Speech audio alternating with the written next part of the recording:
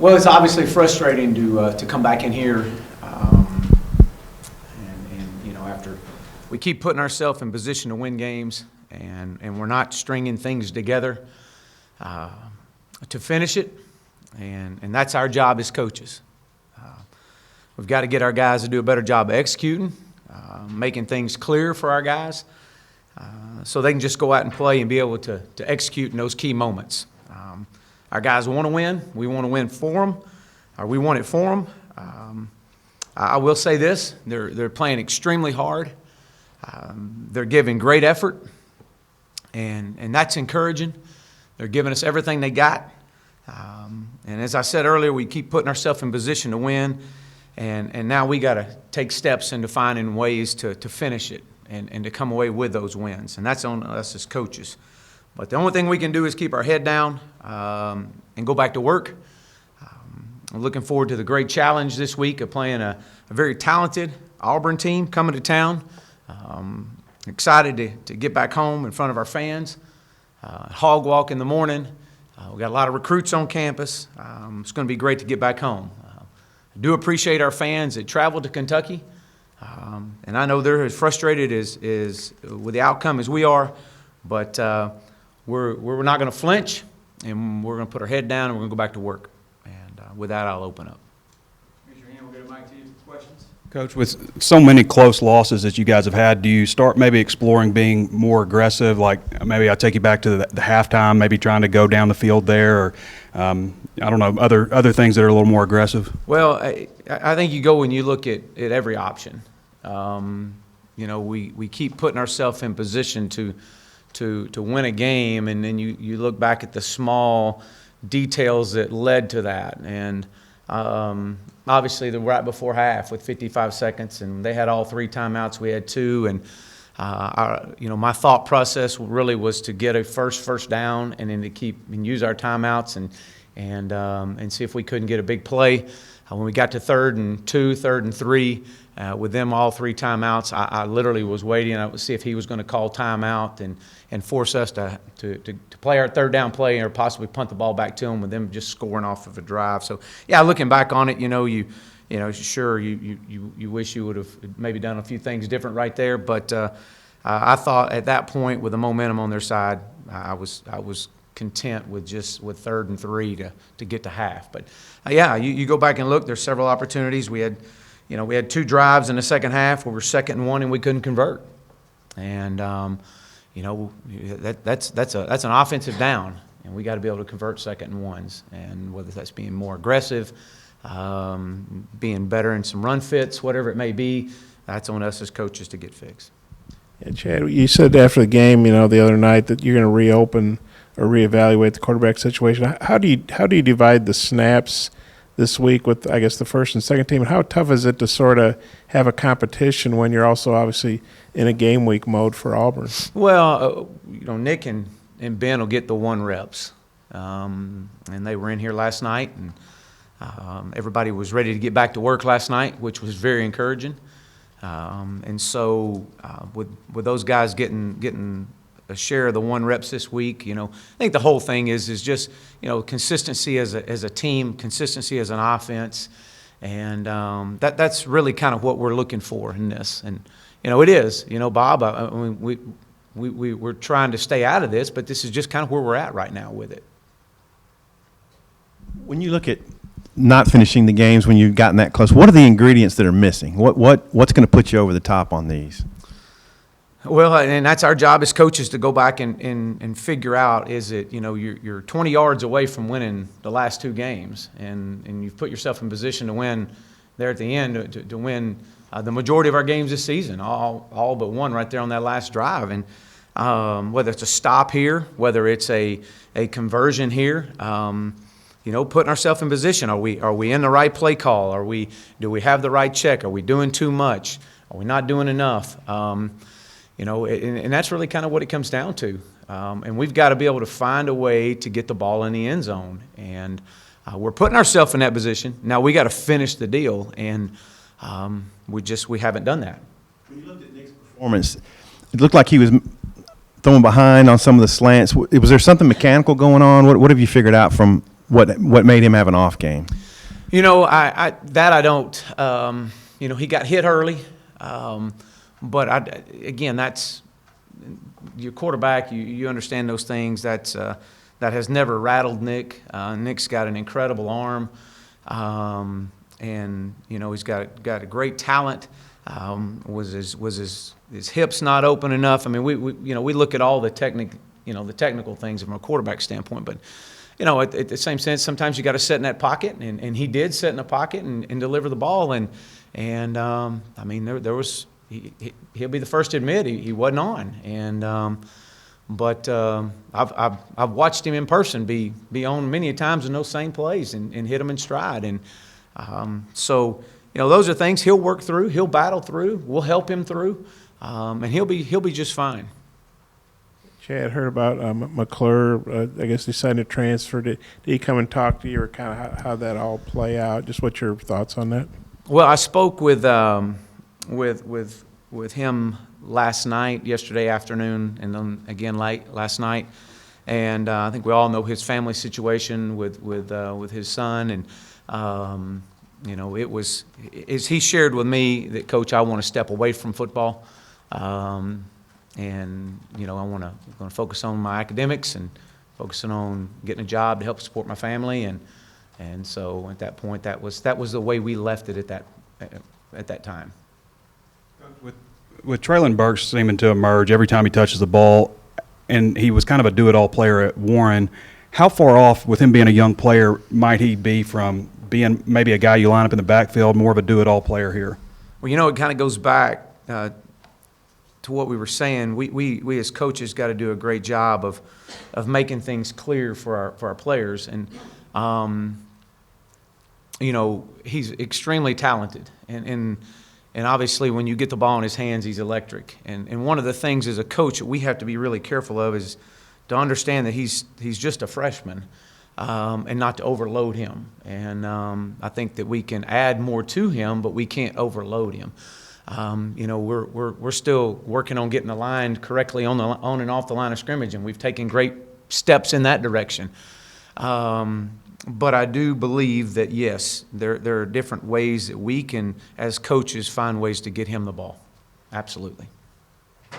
Without overloading him. So you got Colton listed as a starting left tackle. Do you anticipate him being back this week? And I guess when a guy's missed, you know, 2 games in different parts of the season for concussion protocol, how big a concern is that? Because obviously that's a little different than an ankle or a, you know, wrist or whatever. Well, you know, the health and well-being of all our players is extremely important. And, you know, he was out there yesterday in practice last night. I anticipate him playing this week and being a part of our rotation. So I'm back into that starting rotation. But it was something that's been carrying on for a few weeks with him, and we wanted to make sure he's back fully healthy before he's ready to go.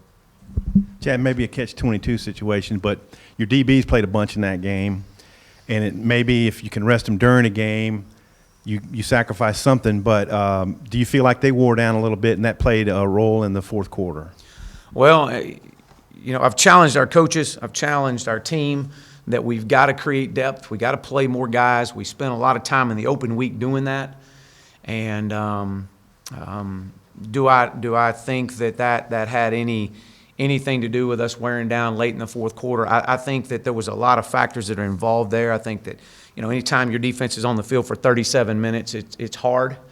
And when we needed to make and of that, 11 minutes of that was in the third quarter. And when we needed to make a stop, we were unable to find a way to make that stop. And so, was it one certain position group that was you know, out of position? No, it wasn't. You know, we had one miscommunication call, and it cost us. It was a bust, and it was on the touchdown that allowed them to go ahead. And that, you know, again, there's no excuse in that, but you know, we had boundary pressure called and brought it from the wrong side, and when that happens, you know, the ball somehow finds it, and that's when he escaped out of the right side. It wasn't a lack of being worn down that had anything to do with that. We were just misaligned right there. Hey, Chad, yeah, Rakeem was saying his shoulder obviously was hurting him, but there was no way he's going to miss, this upcoming game. Kind of, how's he doing? How would you assess his toughness level, I guess?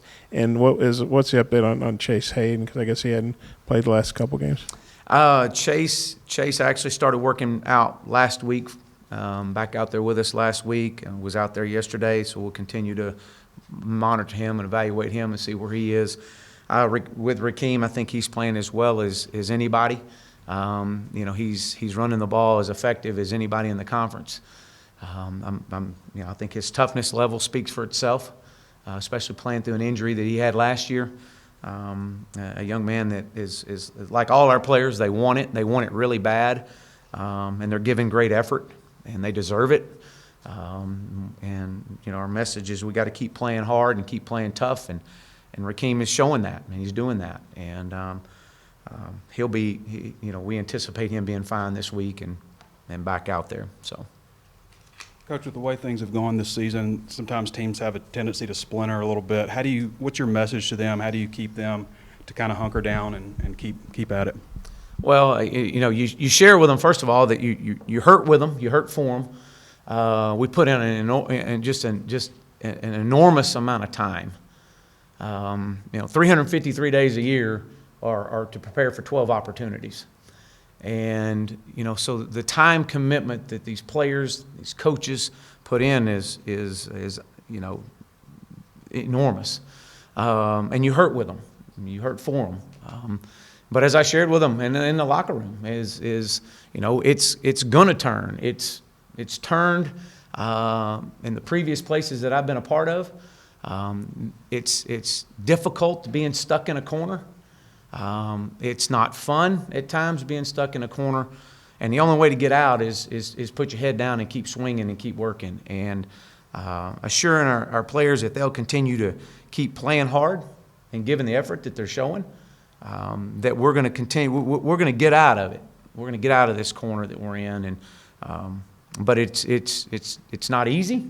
And it's not going to be easy, and it's not getting any easier. And but that doesn't mean that we're going to flinch or we're going to back down, because we're not going to do that. These guys haven't done that, and I don't anticipate that happening at all. So our message is we're all in this together. It's not one, it's not a group, it's all of us. And the only thing to do is put your head down and go to work. Coach, I think I asked you this after the San Jose State game. Is there anything you do differently just with the way that you go about maybe practice or meetings or anything, just change things up? Yeah, and we have. We've actually changed some of our game day routine just a little bit. Some of the way that we got into the stadium earlier, kind of went out and did some flexing together as a group. Because I felt the last few times we've played a 6:30 kick, it's taken us 2 quarters to really get started. I think that, after hearing the feedback from our players, I really liked the fact of getting into that stadium earlier. Changed our meeting times up a little bit. You always look for different things to change a routine when things aren't going like you want. And from a practice standpoint, I think that we've done a great job of trying our best to take care of our guys from a health standpoint, and being as fresh as we possibly can getting to the games. And so, as far as cutting back on any practices or anything like that, we're not going to do that at all. And we've just got to be more deliberate, and we just got to focus on getting better every day. Yeah, I got 2 things. Jordan Jones, what's the latest on him? And also, Auburn, from a broad standpoint, your thoughts about them, the freshman quarterback who didn't have his greatest performance in their one loss, and then them losing a running back, and just, defensively, how strong they are. Well, first with Jordan Jones, we're still, kind of seeing where he is as far as his health standpoint. He's struggling running without pain, so I don't anticipate him being back. Auburn, when you look at their team,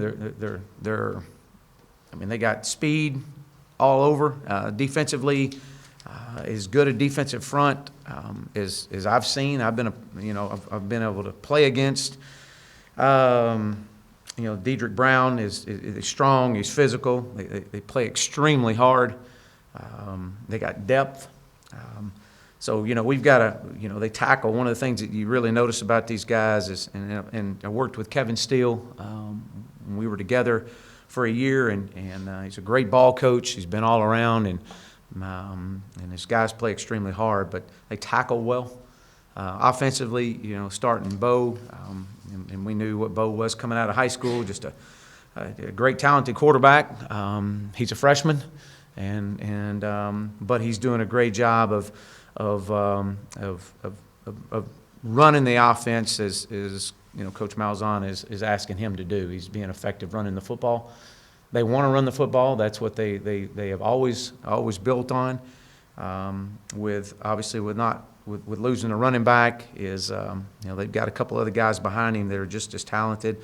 Whitlow definitely is a great spark for them, but Cam Martin's another one that's got speed to burn. I mean, these guys got some great speed. They got 7 defensive starters back, and I guess 5, 6 offensive starters back. So, coming off an open week, there's going to be a few things I'm sure that we haven't seen, but our guys are looking forward to the opportunity, and you could tell that last night as we came back in here. A couple things. With KJ, how far away is he from maybe getting into the game, playing, and what's he really need to work on? And then the secondary, those young DBs that you brought in, the talented guys, where are they now, and what do they really need to work on to have trust for you guys to put them out there? Well, I think when you look at the DBs, that's a position that if you could lose your confidence in a hurry.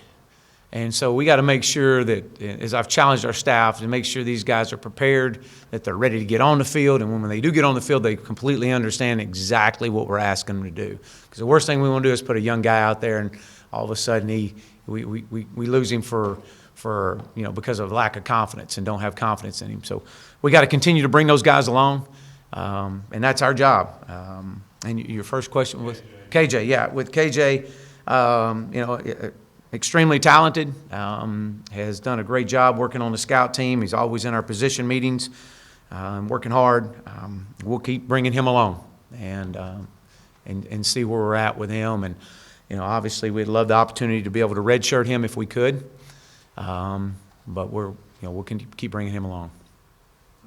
Just to clarify earlier about McClure, has he entered the transfer portal like he wants to finish his career somewhere else, or is it just strictly kind of a family, personal decision? Yeah, from my communication with him, it was I'm stepping away for family purposes. That was my communication with him, or it's what he shared with me. He has not entered the transfer portal, or he hasn't as of me walking down here that I've heard of. Obviously, if he wants to transfer, then we'll help him out in every regard we can. Thanks, Coach. Thank you.